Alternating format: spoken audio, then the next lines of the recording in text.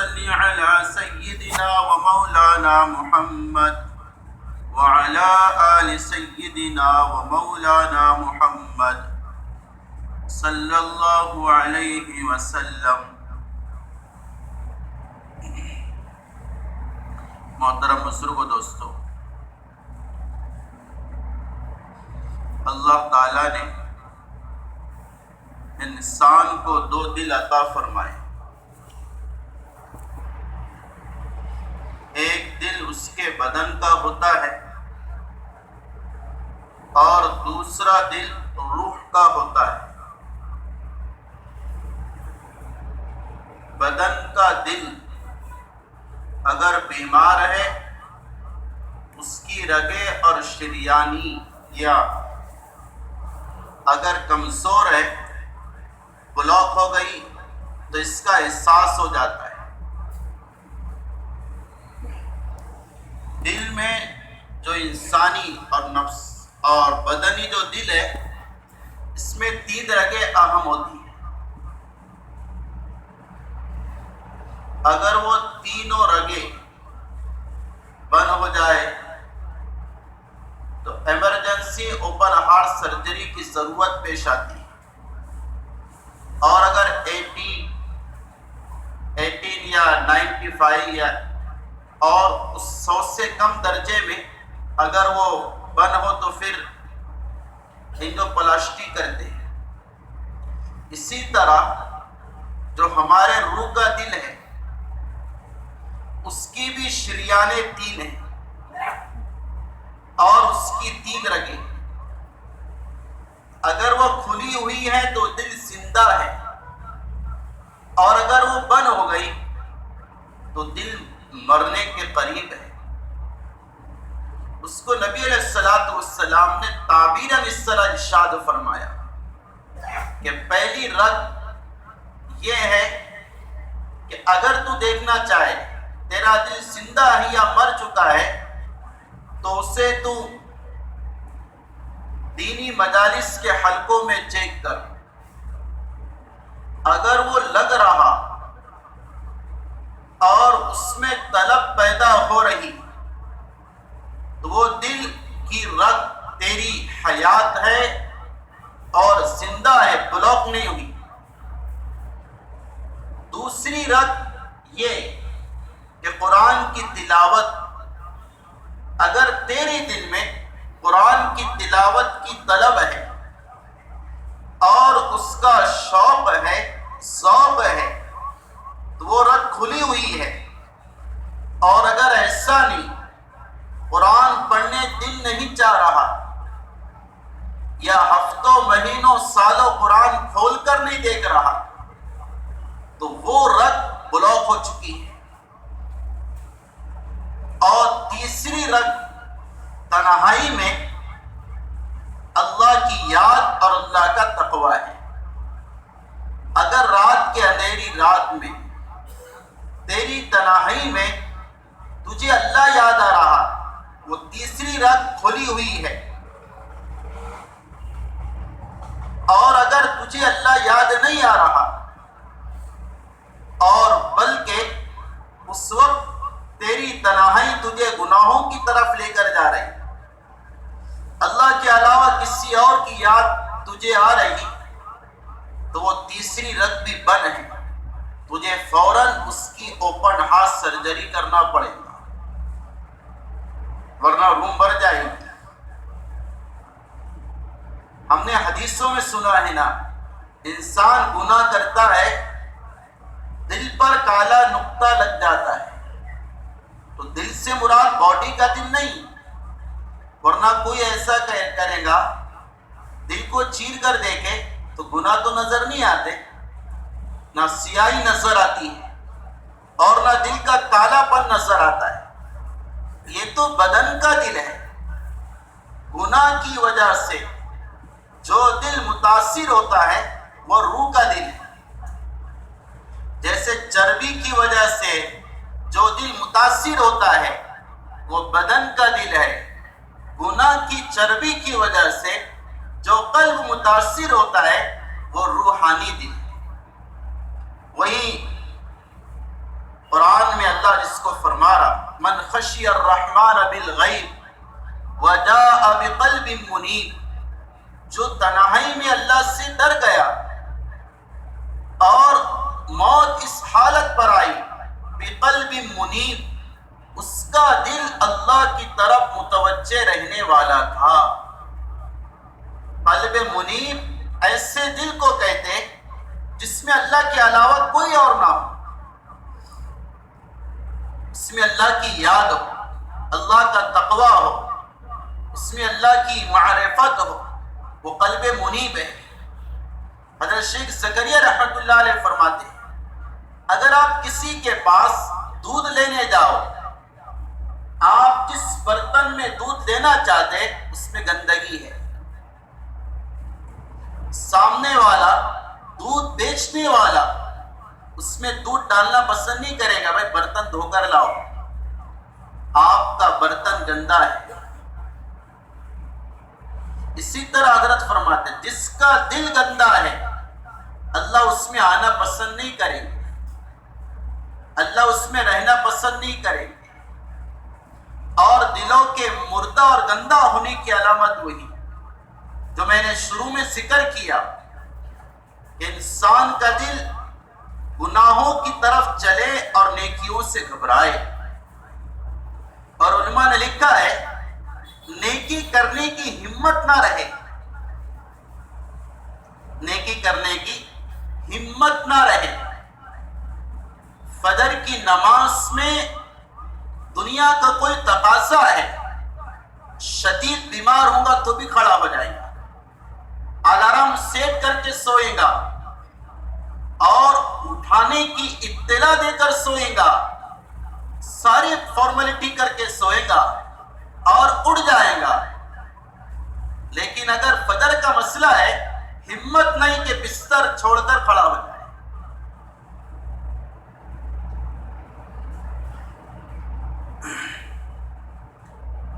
دنیا کے لیے صبح سے شام تک تھکے گا، ہارڈ ورک کرے گا، جاں افشانی کرے گا، پسینہ بہائے گا، اس سے رات میں کچھ بھی نہیں ہوگا۔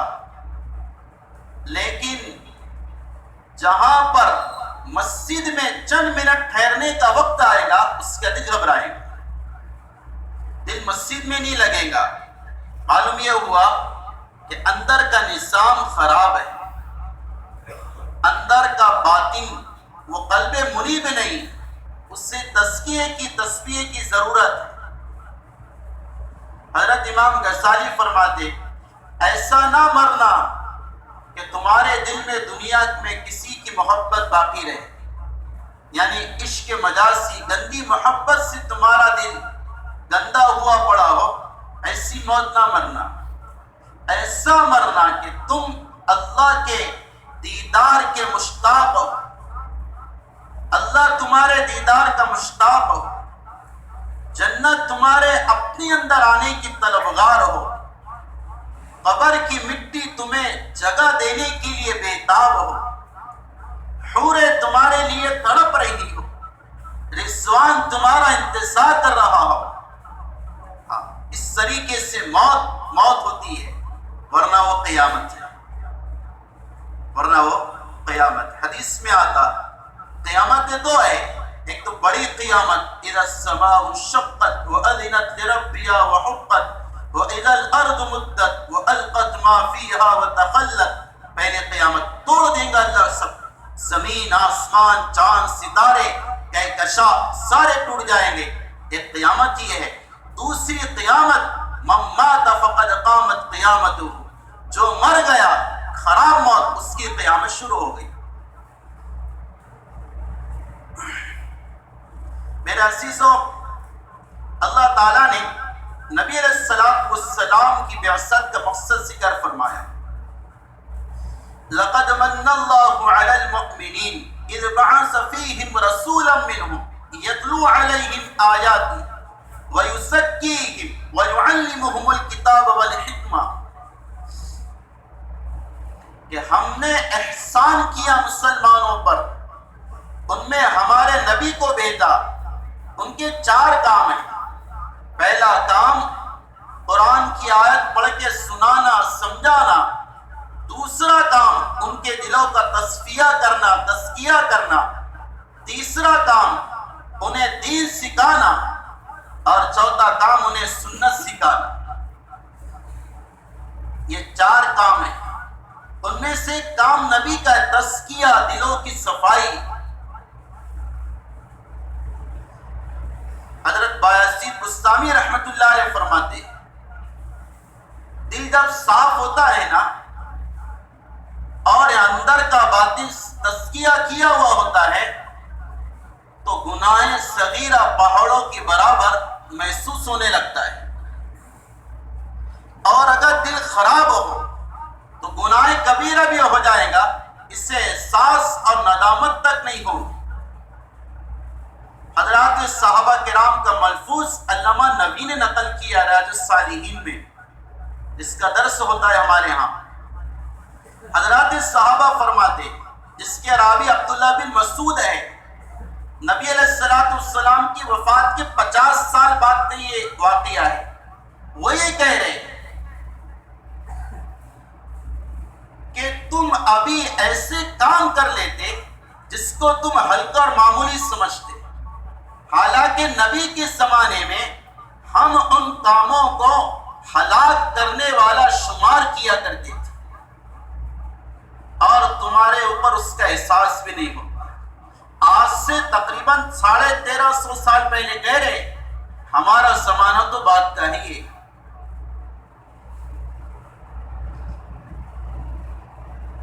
اس لیے نبی علیہ السلام نے صحابہ کا تزکیہ کیا، دلوں کو صاف کیا۔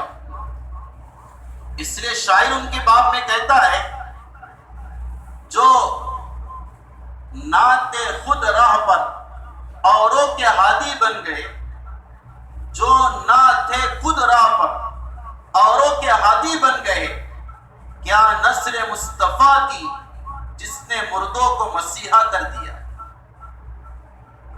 نبی علیہ السلام کی تحسین محنت مردوں کو مسیحا کر دیا۔ جو گوار شمار ہوتے تھے وہ مہذب بن گئے، جو جاہل شمار ہوتے تھے وہ عالم بن گئے،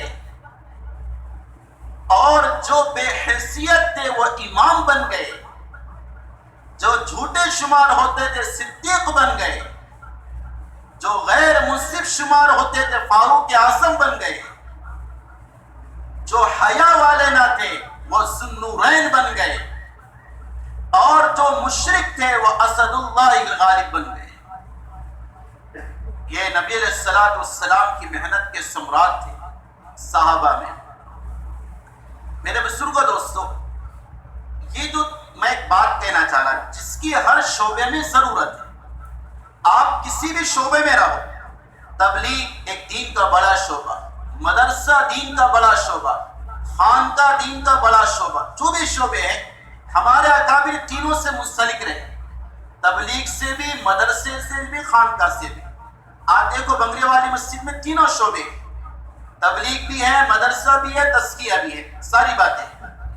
تو یہ تینوں شعبے اور دیگر شعبے، ان تمام میں دل کی صفائی کا بڑا دخل ہے۔ ہاں، اندر کے باطن کے تزکیہ کا بہت اثر ہے۔ اندر کا تزکیہ نہیں ہوگا نا، گشت میں سستی آئے گی۔ اندر کا تزکیہ نہیں ہوگا، قرآن کی تلاوت اور مدرسہ پڑھنے میں شرم آئے گی۔ اندر کا تزکیہ نہیں ہوگا، ذکر اللہ کرنے سے طبیعت گھبرائے گی۔ آدھا گھنٹہ بات کرنا آسان ہوگا، 5 منٹ توجہ کے ساتھ تسبیحات کرنا مشکل ہوگا۔ اس لیے اس کا بہت دخل، اپنے اندر کو بناؤ۔ تزکیہ نفس، اس کی اہمیت ہے۔ نبی علیہ السلام نے وہ سمجھائی۔ آپ نے فرمایا، سب سے زیادہ عابد، سب سے بڑا عابد کون ہے؟ سب سے بڑا عابد، سب سے بڑا عابد ہمارے نبی نے اس کو کہا جو گناہ صغیرہ اور کبیرہ سے بچتا ہو۔ اعبد الناس اخشاہم، سب سے بڑا عابد مرنے والا وہ ہے جو محارم کو ترک کر دے، گناہوں کو چھوڑ دے، سب سے بڑا عابد ہے۔ عمر بن عبدالعزیز رحمۃ اللہ علیہ فرمایا کرتے تھے انسان کا تقویٰ کثرت سے نمازیں پڑھنے، کثرت سے تسبیحات کرنے اور کثرت سے روزے رکھنے سے نہیں بڑھتا۔ تقوی کا امتحان ہوتا تنہائی میں، انسان اکیلا ہو، گناہ کا موقع ہو، وہاں پر اللہ کا ڈر اسے روک دے، یہ متقی ہے، یہ سب سے بڑا متقی ہے جو تنہائی میں اللہ سے ڈرے، اپنے نظروں کی حفاظت کرے، اعضاء کا حق ادا کرے۔ علماء نے عجیب بات لکھی ہے، دیکھو اللہ کا ذکر تزکیے کا سبب ہے، اللہ کا ذکر تزکیے کا سبب ہے، اور اس پر ایک مشائخ کا عجیب استدلال ہے۔ ہم نے ایک مشہور روایت سنی ہے، آقا نے فرمایا جب تک اس دھرتی پر اور اس زمین پر اللہ اللہ کہنے والا باقی رہے گا، قیامت کا فتنہ رکا رہے گا، قیامت نہیں آ سکتی ہے۔ اللہ کہنے کی وجہ سے قیامت رکی ہوئی ہے، جو کہ بڑا فتنہ ہے، بڑی آزمائش ہے اور بڑی سنکٹ کی گھڑی ہے۔ تو اگر کوئی بندہ اللہ اللہ کہے گا تو اس سے گناہوں کا فتنہ رکا نہیں رہے گا، اس سے خواہشات کا فتنہ، اس سے بدنظری کا فتنہ، اس سے بڑا بننے کا فتنہ، ریاکار بننے کا فتنہ، لالچی بننے کا فتنہ، یہ ضرور اس سے دور رہیں۔ علماء نے لکھا بدن کے اعضاء کا ذکر الگ الگ ہے، زبان کا ذکر ہے قرآن کی تلاوت، زبان کا ذکر ہے قرآن کی تلاوت، اسی طرح آنکھوں کا ذکر ہے اللہ کی جو مخلوقات اور عجائبات ہے اس میں غور کرنا، آسمان، زمین، سورج، اس میں غور کرنا کیا اللہ نے بنایا۔ ہاں، جس پر اگر کوئی روبوٹ کو پہنچا دے، وہ دنیا کے اندر اپنے سکسیسفل ہونے کا ایک جشن منا رہا ہے، وہ چاند کو بنانے والا کیسا ہوگا؟ اس سے چاند بنایا ہے وہ کیسا ہوگا؟ ہاں، سورج کو بنانے والا کیسا ہوگا؟ روایت میں آتا ہے ابن عباس کہتے ہیں روزانہ جب سورج مشرق سے نکلتا ہے 500 فرشتے اس پر برف ڈالتے، 500 فرشتے، ان کی کنٹینیو ڈیوٹی ہے۔ علامہ سیوطی کہتے اگر برف ڈالنا چھوڑ دے، سورج کی تپش زمین کو جلا کر رکھ دے۔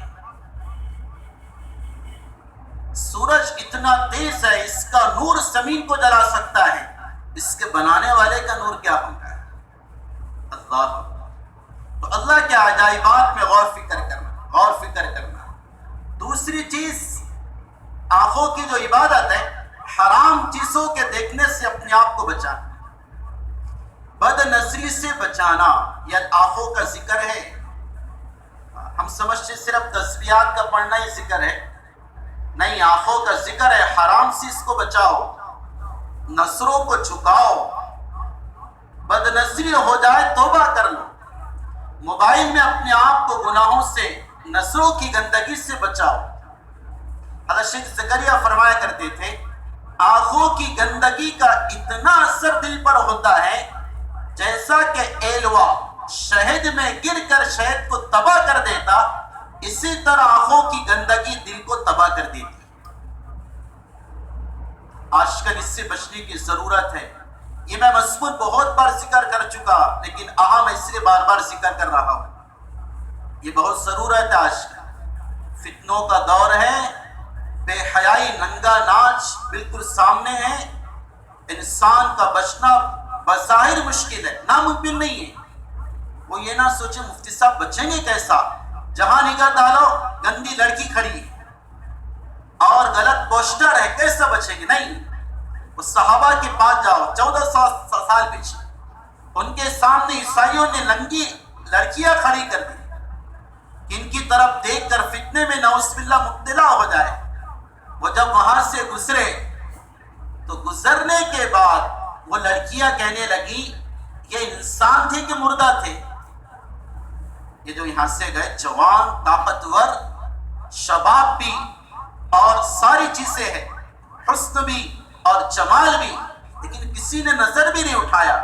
ہاں صحابہ میں مثال ہے. آج کا دور بھی اسی طرح ہے کہ اگر انسان بچنا چاہے تو ناممکن نہیں، بچ سکتا ہے، بچ سکتا ہے. تو خیر میں کچھ کہنا چاہ رہا، آنکھوں کا ذکر یہ ہے، کانوں کا ذکر قرآن کی تلاوت کو سننا، یہ کانوں کا ذکر ہے. اسی طرح ہاتھوں کا ذکر صدقہ کرنا اور غریب تندرستوں کی اس سے مدد کرنا. پیر کا ذکر مسجدوں کی طرف آنا، چلنا چلانا. پیر کا ذکر محتاج کی مدد کے لیے جانا. اسی طرح دل کا ذکر یہ ہے ہمیشہ اللہ کو یاد رکھنا دل سے، یہ دل کا ذکر ہے. اگر اندر کا تزکیہ ہوگا تو انشاءاللہ یہ باتیں آسان ہوں گی. یہ اعضاء اپنے اپنے ذکر میں لگے رہیں گے، اور اگر دل پر کنٹرول نہیں تو خیالات ان کنٹرول ہوں گے، نگاہ ان کنٹرول ہوں گی، اور اللہ کی حفاظت اس کی شرمگاہ بھی پھر ان کنٹرول ہو جائے گی. اگر دلوں پر قابو نہیں، نظروں پر قابو نہیں، خیالات پر قابو نہیں. عجیب کارگزاری ہے نوجوانوں کی، عجیب بے حیائی کا بڑا زور ہے. انقلاب آیا، گندا انقلاب، گرچہ اسے انقلاب سے تعبیر نہیں کرتے، لیکن میں ایسا حیرت زدہ ہوں سن کر کے انقلاب نکل جا رہا، بدل گیا پورا سسٹم. چھوٹے چھوٹے بچے، چھوٹی چھوٹی بچیاں، عجیب کارگزاری. اللہ کے گھر میں کہہ رہا، میرے پاس ایک صاحب آئے، انہوں نے کارگزاری سنائی نوجوان لڑکے لڑکیوں کی، اور ان کی ہسٹری سنائی. میں حیرت زدہ رہ گیا اور دنگ رہ گیا. کاٹو تو خون نے ایسی کیفیت ہو گئی کہ یہ بے حیائی بچوں میں آ گئی. ہم سوچ نہیں سکتے ایسا بھی ہو سکتا ہے. 13 سال کی بچی ایسا کر سکتی ہے، 15 سال کا نوجوان بچہ ایسا کر سکتا ہے. یہ انقلاب، یہ بڑا سیلاب ہے بے حیائی کا. اس میں اپنے اعضاء کو، اپنے آپ کو، گھر والوں کو اور ان کے اعضاء کی حفاظت اور ان کو محفوظ کرنا میری آپ کی ذمہ داری ہے. میں نے ایک بات آپ سے کہا، اندر کا سسٹم اگر مضبوط ہے باہر اثر کرے گا. وہ جیسے ظاہر اندر اثر کرتا ہے، ظاہر. اس لیے قرآن میں اور حدیث میں یہ بھی کہا گیا ظاہر کو اچھا رکھو، آپ ظاہر کو اچھا رکھو. ستھرے کپڑے ہو آپ کے، آپ کا لباس اچھا ہو، پینا اچھا ہو، کھانا اچھا ہو، بستر صاف ہو. ہاں تمہیں عجیب بات بتاؤں، علماء نے لکھا ہے نبی علیہ السلام کی زیارت کے بہت سی اسباب ہیں کہ کس کو نبی کی زیارت ہوگی. اس میں سے ایک سبب یہ لکھا ہے نبی کی زیارت اس کو ہوگی جو رات میں پاک بستر پر سوئے. بستر کیسا ہو؟ پاک ہو، گندا نہ ہو. اگر گندے بستر پر سویا، ناپاک تھا، پیشاب یا گندا قطرہ اس پر لگا ہوا تھا، علماء کہتے ہیں نبی علیہ السلام کی زیارت نہیں ہوئی. تو میں کہنا چاہ رہا ظاہر کا اثر ہوتا ہے، آپ ظاہر میں ستھرے رہو. یہ کوئی تقوی یہ نہیں کہ پھٹے پرانے کپڑے پہنو، 2 3 داڑھی میں کنگا مت لگاؤ، اور ہفتہ پر بالوں میں تیل نہ ڈالو، مہینوں گنتی ناخنیں نہ کاٹو، اندر کے اعضاء کی بالوں کی صفائی نہ کرو. یہ تقوی نہیں، یہ تو جہالت ہے، یہ تو پاگل پن ہے. اسلام کہہ رہا ظاہر میں صاف ستھرے رہو، کپڑے چاہے تمہارے پرانے ہو لیکن صاف ہو، چونکہ ظاہر کے اندر اثر ہوتا ہے. اسی طرح باطن کا ظاہر پر اثر ہوتا ہے. اندر کا سسٹم جیسا رہے گا روحانی، آنکھوں کا دیکھنا ویسا ہوگا، کانوں کا سننا ویسا ہوگا، اور اسی طریقے سے خیالات اس طرح گردش کریں گے، زبان اسی طرح چلے گی جیسا اندر کا نظام مضبوط ہے. اس لیے میں نے آپ کے سامنے ایک آیت نقل کیا اور تلاوت کیا، قد افلح من تزکا، یقیناً کامیاب ہے وہ ہے جس نے اندر کے نظام کو صحیح کر لیا، تزکیہ کر لیا، اپنا دلوں کو صاف کر لیا. اس کے 4 اسباب سن لیجیے. دل صاف کیسے ہوتا ہے؟ تزکیہ کیسے ہوتا ہے؟ اللہ کی یاد دلوں میں کیسے آتی ہے؟ پہلی چیز کسی اللہ والے سے بیعت ہو جانا، کسی کے ہاتھ میں اپنا ہاتھ دے دینا، یہ تزکیے کا سبب ہے۔ ہمارے اکابر کا بھی اس سے ایک سلسلہ وابستگی رہی ہے، بیعت ہو جانا۔ ہاں، اس زمانے میں بہت ضروری ہے بیعت ہو جانا، کسی بزرگ کو اپنا پیر بنا لینا، اس کی روحانی نظر میں، روحانیت کے سائے میں اپنے منازل کو طے کرنا۔ پہلا کام یہ ہے، اپنا ہاتھ کسی کے ہاتھ میں دے دو۔ بیعت ہو جانا کوئی دوسری اور ایسی کوئی چیز تھی جس پر انسان عمل نہ کر سکے۔ بیعت ہو جانا یعنی کسی کو بڑا مان لینا بس۔ دوسری چیز حضرت شیخ زکریا فرماتے بیعت کی ابتدا ہوتی ہے انما الاعمال بالنیات سے، اور اس کی انتہا ہوتی ہے ان تعبد اللہ کأنک تراہ فإن لم تکن تراہ فإنہ یراک۔ عبادت اس طرح کر کے اللہ تجھے دیکھ رہا ہے، یہ اس کی انتہا، یہ بیعت کا نام ہے۔ دوسری چیز اللہ والوں کی صحبت، اچھے لوگوں کے ساتھ رہنا، اس سے دل پر اثر ہوتا ہے۔ حضرت ابن عباس فرمایا کرتے تھے گندے لوگوں کی صحبت دل کو گندا کر دیتی ہے، دل کو بگاڑ دیتی ہے، غلط لوگوں کے ساتھ رہنا۔ تیسری چیز کثرت سے اللہ کا ذکر کرنا، قرآن کی تلاوت کرنا، کثرت سے ذکر کرنا، قرآن کی تلاوت اس کے لیے سب سے بڑا نظام ہے، لیکن ہم اس کی طرف متوجہ نہیں۔ آپ لوگوں کے لیے ایک نظام قائم کیا گیا قرآن سیکھنے کا، مغرب کے بعد بھی کلاس لگ رہی، عشاء کے بعد بھی لگ رہی، اور ظہر کے بعد بھی ہے، اگر آپ چاہیں تو عصر کے بعد بھی سیکھ سکتے، لیکن وہی 10-12 لوگ ہیں ان گنتی کے، بس باقی سب کہہ رہے ہم تو بہت اچھے ہیں، اچھا قرآن پڑھتے، ہم کو کیا سیکھنے کی ضرورت؟ کوئی احساس ہی نہیں ہے۔ ایک آپ کے لیے معلم رکھ، آپ کے لیے، اب کسی نے بولا نہیں، ہم نے خود ہماری ذمہ داری نہیں، میری بھی نہیں کہ ہمیں کمیٹی والوں نے کہا کہ مفتی صاحب یہ کام آپ کو کرنا ہے، نہیں، ہم نے خود آپ کی چاہت میں یہ کام شروع کیا ہے۔ بھائی ہمارے مقتدی قرآن سیکھ لیں، میرے محلے والے قرآن کو پڑھنا جان لیں، لیکن وہ 4-5 لوگ ہیں بس، باقی باہر کے آ رہے ہیں، 50 کا اس میں بہت سے بہت 10 محلے کے ہوں گے، باقی 40 باہر کے ہیں۔ بہت سارا غفلت ہے، معاف کرنا، معذرت کے ساتھ نقل کر رہا۔ اور آخری چیز دعا کرنا، اللہ ہمارا تزکیہ فرمائے۔ اللہ تعالیٰ سے دعا ہے اللہ تعالیٰ ان باتوں پر عمل کی توفیق عطا فرمائے۔